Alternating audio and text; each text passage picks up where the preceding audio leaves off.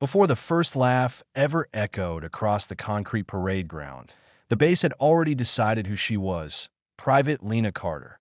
That was the name stamped on the thin metal plate clipped to her chest, the letters sharp and new, untouched by dirt or blood or history. She stood at the far right of the formation, boots aligned perfectly with the white line painted on the ground, shoulders back, chin level, eyes forward. She was smaller than most of them.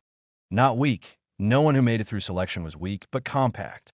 Her uniform looked almost oversized on her narrow frame, sleeves stiff with factory creases that hadn't yet learned the shape of her arms.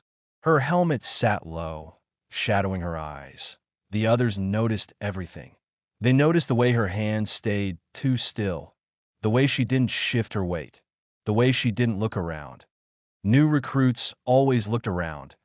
Someone in the second row snorted quietly. "Lost, Barbie," a voice muttered under its breath that a ripple of suppressed laughter followed. Lena didn't react.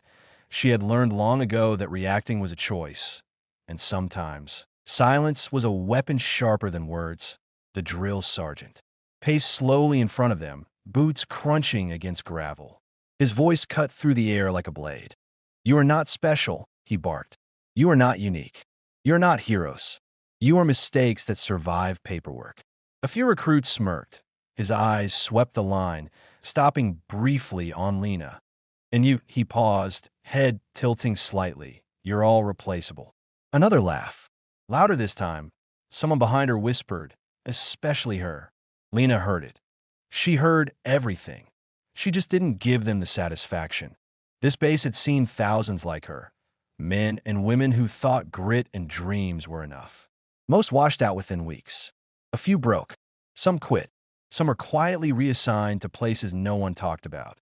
The base had also seen legends, walls lined with plaques, names etched into metal, faces staring back from framed photographs, stern, exhausted, victorious. Lena had walked past them that morning without slowing down. Because she already knew those names, she had grown up with them. The day moved on in a blur of shouted orders and endless drills. Push-ups until arms trembled. Sprints until lungs burned.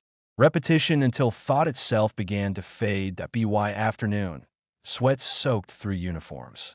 Dust clung to skin. Muscles screamed. That was when the real laughter began. During hand-to-hand training, recruits were paired randomly. Fate, or perhaps someone's cruel sense of humor, matched Lena with Corporal Mason Hale. Hale was built like a wall, tall, broad-shouldered, with a grin that never quite left his face. He had been recycled into training as an assistant after an injury, and everyone knew it. He loved this part, showing new recruits exactly where they stood. That he circled Lena slowly. "Relax," he said, smirking. "I don't like girls. Much." A few recruits chuckled. Lena raised her hands into position, stance solid, eyes calm. Hale lunged. He didn't see it coming. Her movement was precise, efficient. No wasted motion.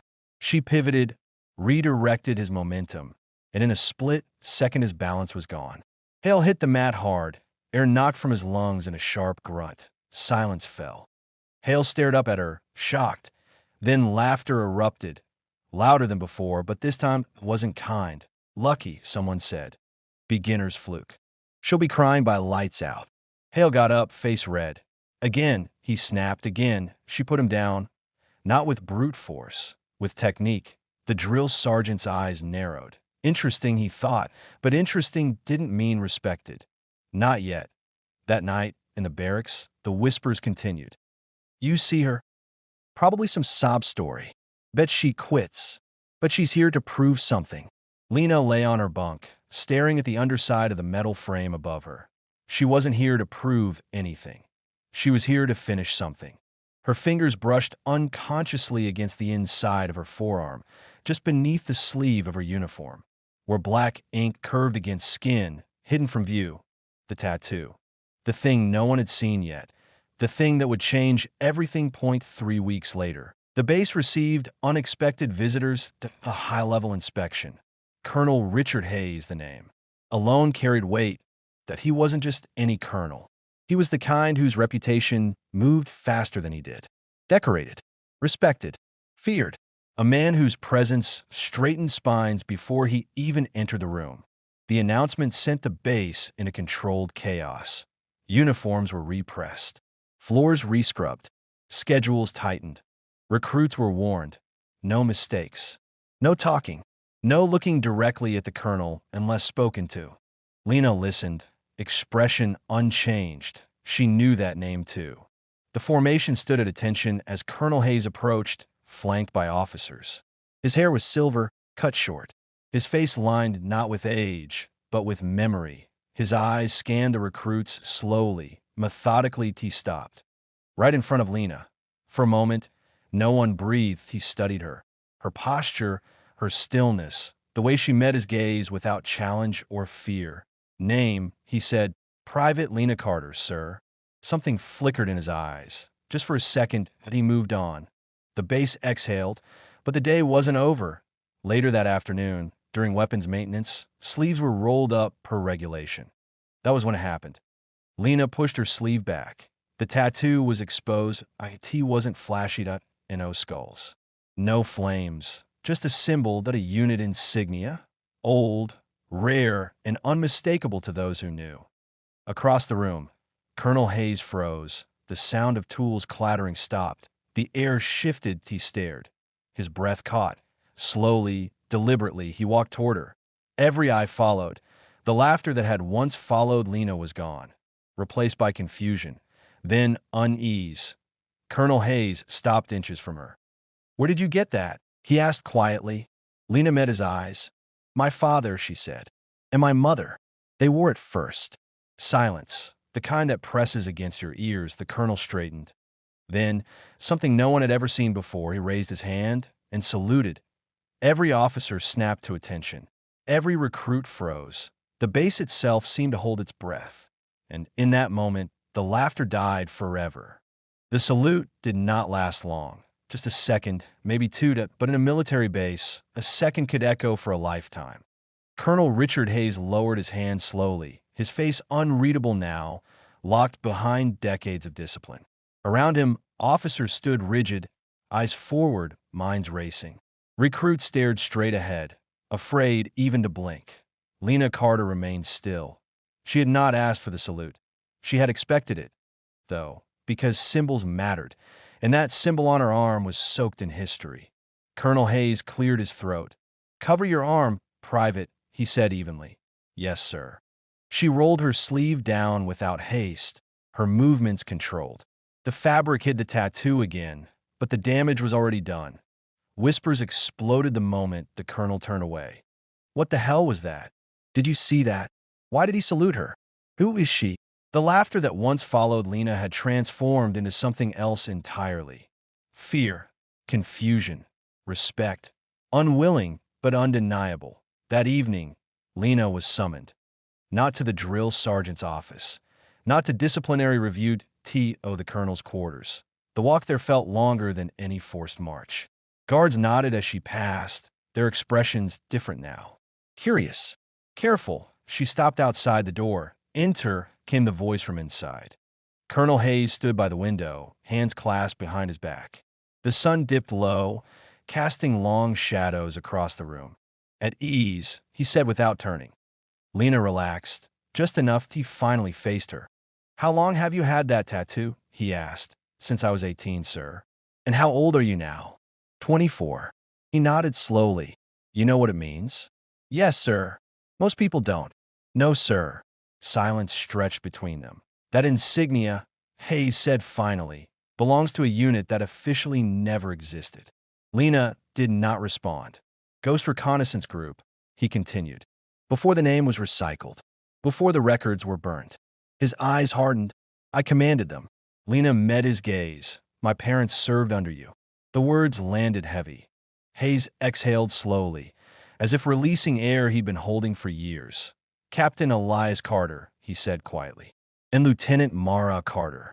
Lena's jaw tightened almost imperceptibly. "They died in a classified operation," Hayes went on.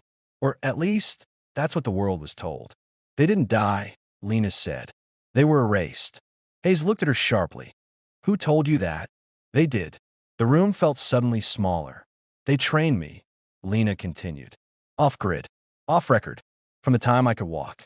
Hayes stared at her. Sing it now. The discipline, the restraint, the absence of wasted motion. You weren't recruited, he said. No, sir, she replied. I volunteered. Like they did. And you hid that tattoo. Yes, sir. Why? Because respect earned before truth lasts longer than respect given because of it. For the first time, the colonel smiled, just slightly.